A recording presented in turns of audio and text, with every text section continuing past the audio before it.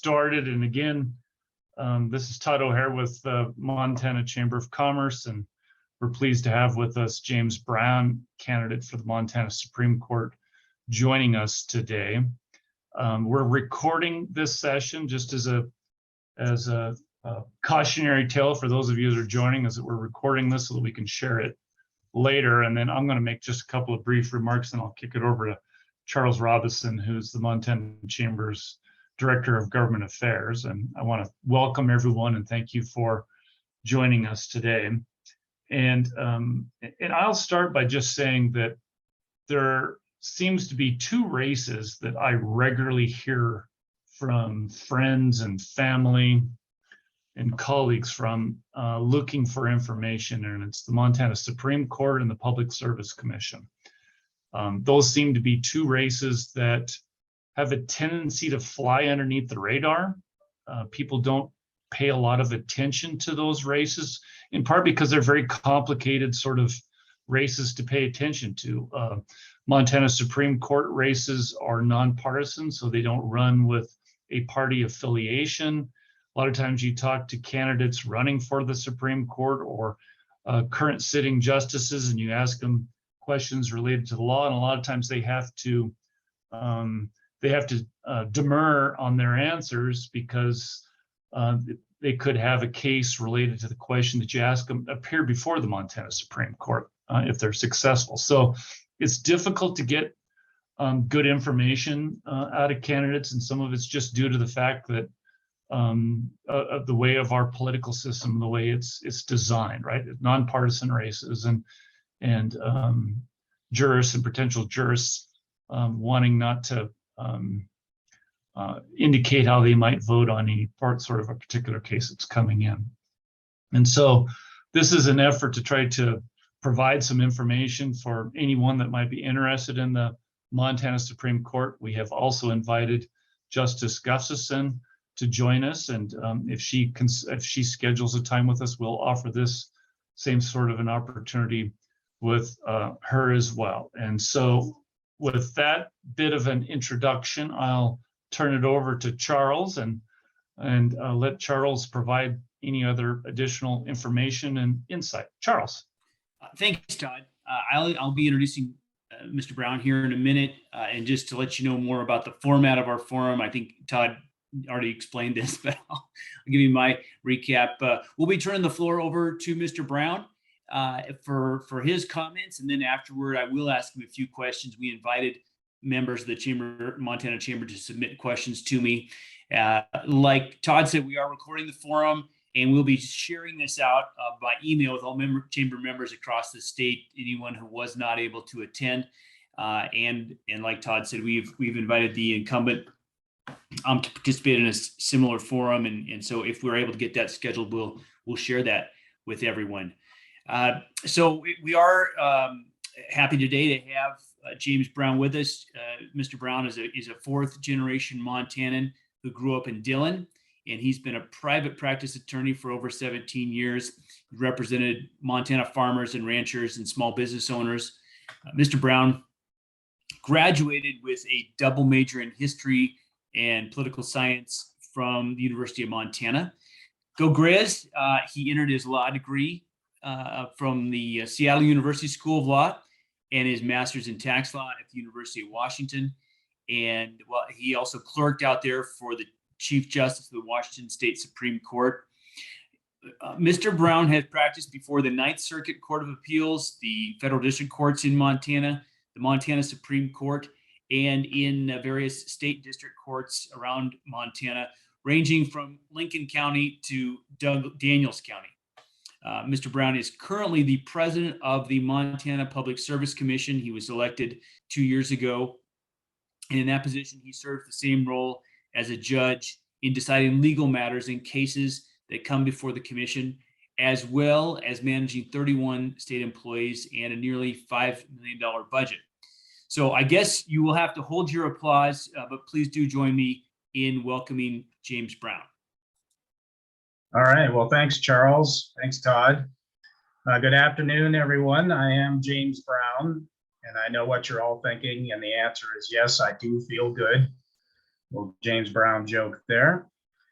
I'm very pleased and honored to speak with you today about my candidacy for Montana Supreme Court.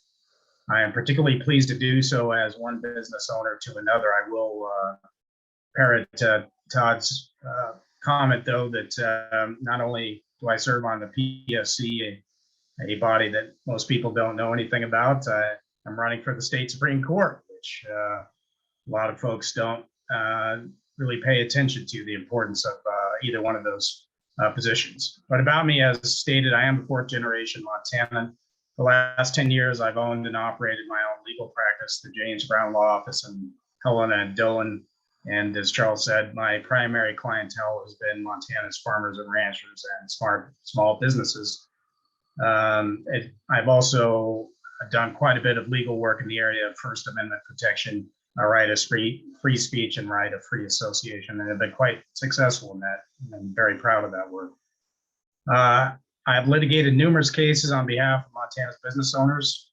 I've also served as executive director of the Montana Independent Bankers Association, as well as the Montana Funeral Directors Association.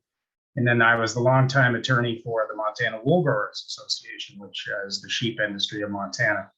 Therefore, I have experience in both banking and agriculture. Part of my motivation for running for the Montana Supreme Court is to bring balance back to the Montana Supreme Court. One area where balance needs to be restored, as each of you listening today knows, is in the area of business-related litigation. For the last 30 plus years, the Montana Supreme Court has accorded itself a well-earned reputation for having an anti-business bent. This reputation holds true today, where the Chamber's latest judicial survey shows that only one justice, Justice McKinnon, received even a B score on business-related litigation. What's troubling about that is that 4 of the 7 justices received failing grades, including my opponent. The lifetime business score of my opponent is a measly 58% on business-related litigation. As noted, the Supreme Court is clearly out of balance when no member is awarded with even an A on business-related issues. And it's all of us who do business in Montana that suffer from the court's anti-business bias. There is a consensus among legal and academics that faithfulness to the law and Constitution as written is crucial to economic growth and to economic prosperity. Further, there is consensus that disregard of the rule of law is detrimental to job growth and creation. For many years, the Montana Supreme Court has been rightly criticized for its failure to adhere to legal precedent, including its own past decisions, with decisions favoring government and trial attorneys' interests and positions. Often the decisions of the Montana Supreme Court have come at the expense of small business owners and entrepreneurs, persons such as yourselves, who create new jobs and financial growth. As an attorney who has represented small business owners for years, I've observed the court's jurisprudence often deviates from strict interpretation of Montana statutes and the Constitution. This situation has done harm to the overall judicial goals of providing clarity, stability, and notice to business owners who are hauled into court by overzealous litigants.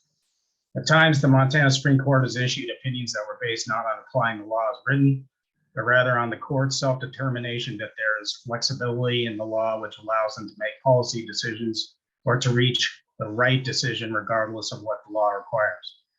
But as Alexander Hamilton observed in Federalist Number 373, inconsistency and mutability in how the law is interpreted and applied is problematic because it undermines the interests of industry and fails to give a regular course to the business of society. A judicial philosophy is one of being a strict constructionist, meaning that I view my role as a Supreme Court justice to be that of following the Constitution and applying the law as written, and not one from legislating from the bench. The Montana Supreme Court has a well-earned reputation for being anti-business and being quick to overrule precedent, as I discussed. For business owners, entrepreneurs, and those interested in economic development in Montana, this Montana Supreme Court, I believe, is the most important race Montanans will vote on this election cycle. The distinction between myself and my opponent could not be more profound when it comes to business-related matters. Unlike my opponent, my business, the James Brown Law Office, has been a member of the Montana Chamber of Commerce. In addition, my law firm is also a member of the Beaver Head County Chamber of Commerce. contrast my pro-business and extensive management background with that of my opponent. Since her appointment to the Montana Supreme Court by former Governor Steve Bullock, my opponent has consistently made decisions that have been bad for Montana businesses and bad for Montana. And if she is elected, her long record of harming business interests will continue on unabated for another 8 years. These are 8-year terms on the Montana Supreme Court.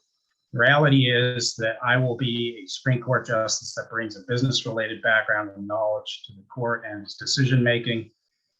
As a small business owner myself, I know what it means to work with Montana Chamber, defending and protecting the Montana way of life and our economic prosperity.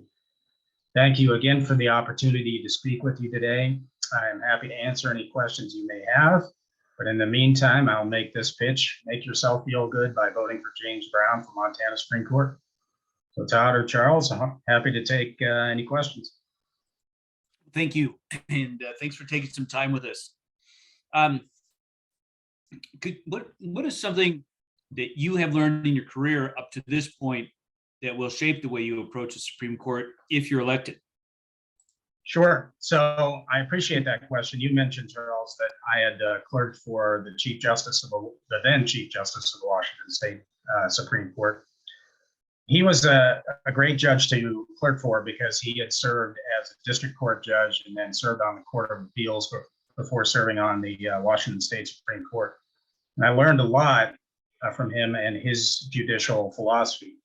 And his judicial philosophy, having served as a district court judge and a Court of Appeals judge, is that the Supreme Court justices should be very careful in interfering with the district court proceedings and jury proceedings that are held below. And the reason that is because district courts and/or the jury are the ones that actually hear the facts of the case and then apply the law to the facts of the case.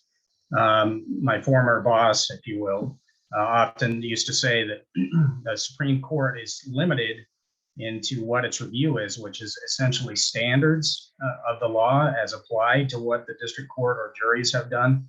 And that because of that, the power of the Supreme Court to interfere in factual finding or interpretation of the law in opposition to a district court or a jury should be sparsely used.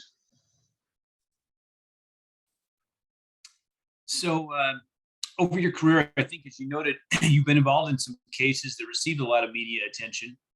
How do you handle that kind of attention and pressure in your prior career up to this point? And how do you think that will affect your service on the court if you're elected? Sure, yes. I do have a certain fame from some of the very high profile First Amendment litigation I've done in Montana. I also have done some very high profile public lands use protection litigation in Montana and federal court. Several things I've learned from that. One is that I've received a lot of criticism from some of the clients who I've represented, but it's my opinion, and many other attorneys agree with me on this, that you can tell a lot about the values of an attorney when they're willing to take on highly controversial clients in order to protect the rights of those clients. I found that oftentimes, even though in litigation you are vindicating the constitutional rights of clients, it is not always a popular position or a popular exercise, and that lends itself to a lot of criticism. But that's okay, because the purpose of the law is to protect the rights of Montana citizens vis-a-vis the government. I have brought that background and experience to my position on the Montana Public Service Commission. We have been criticized recently, obviously, for some of our decision-making regarding allowing rates to be increased, but you realize when you make decisions that they may not be popular. But the purpose of a judge is to rule on the law and the facts before you, and not to allow those kind of extrinsic pressures to influence your outcome.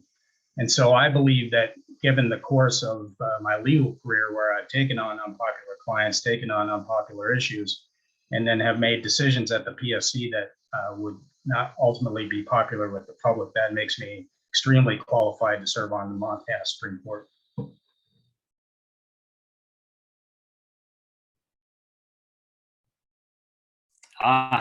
Mute. As you've been campaigning, what concerns or ideas have you heard from business owners? Thank you for that question. The one that comes up repeatedly is that the business owners are concerned about the propensity of Montana courts to overturn established legal precedent, right?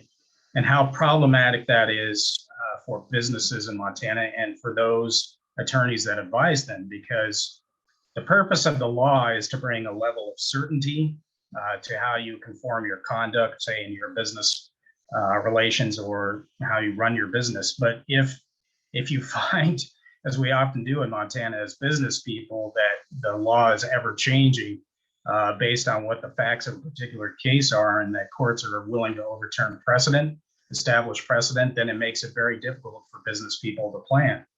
And we know as business owners that the one thing that we need to be successful is that we need certainty in our planning and our conduct, right? So that we can deal with the externalities of our businesses. The other thing is that business owners have brought to me, numerous business owners, is the length of time that is taking for courts in Montana to resolve civil litigation in Montana. This is a huge concern for business owners because they're seeing some of their cases last 4 or 5 years. And that is extremely problematic for the reason we talked about. How do you plan as a business owner for litigation when you've got a case sitting out there for 4 or 5 years? And unbelievably, if you look at the court statistics in Yellowstone County alone, there are over 100 cases that are pending for 5 years or more. That is completely unacceptable. The Montana Constitution provides that every citizen is entitled to a speedy and quick remedy at law. Well, how are these judges upholding their obligations under the Constitution if they're not acting on matters for 4 or 5 years? It's extremely problematic.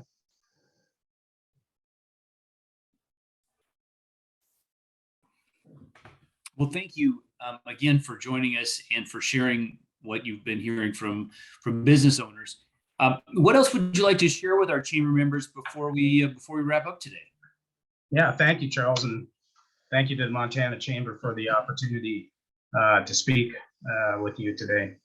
I can assure you that when I'm elected to the Montana Supreme Court, I will work to bring consistency to court rulings, to avoid the appearance of conflicts of interest, to be an impartial judge, and above all, not to legislate from the bench.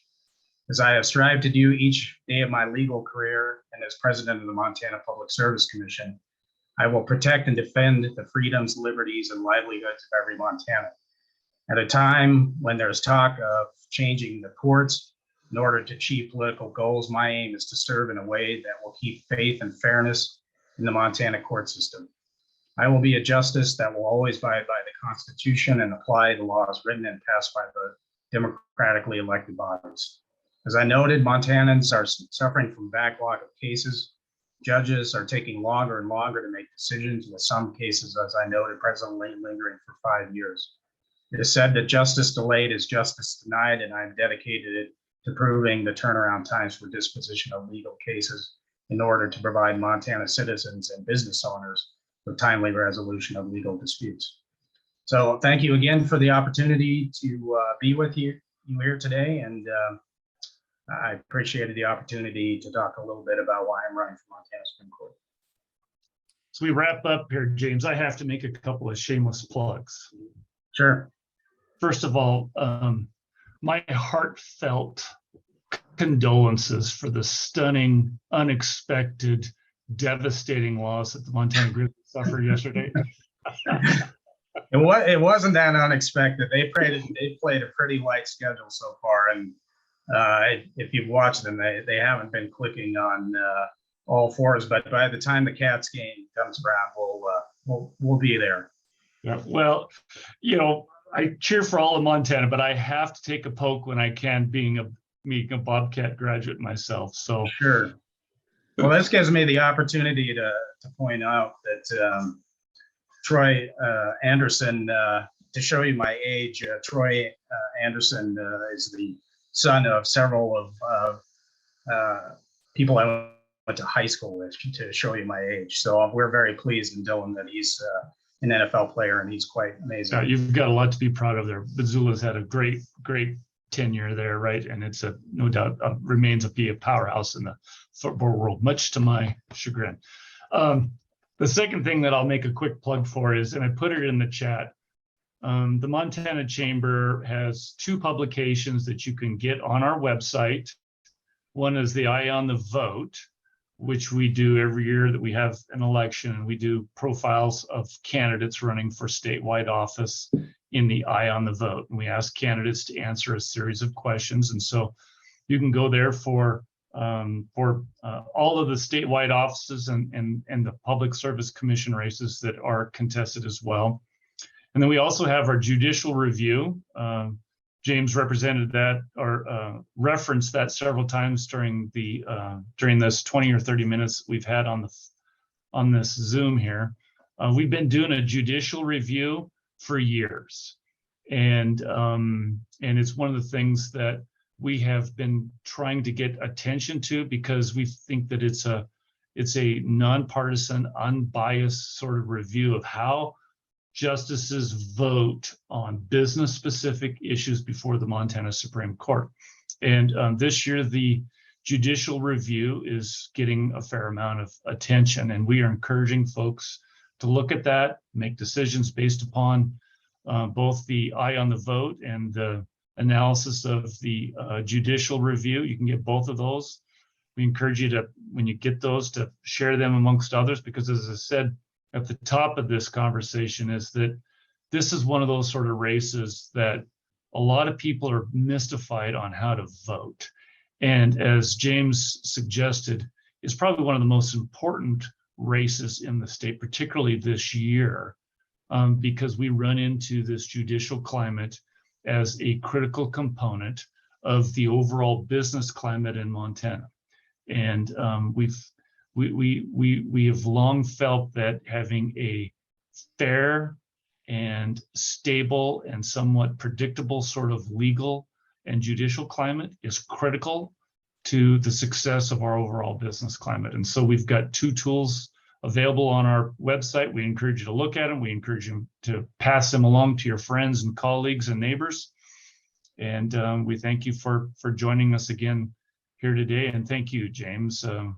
Travel safe, and as you move around the state, pretty extensively over the final couple of weeks of this election. And we pray for you and everyone that is traveling out there, that they travel safe. Thank you, Todd. I appreciate it. Thanks everyone for joining us. Thank you.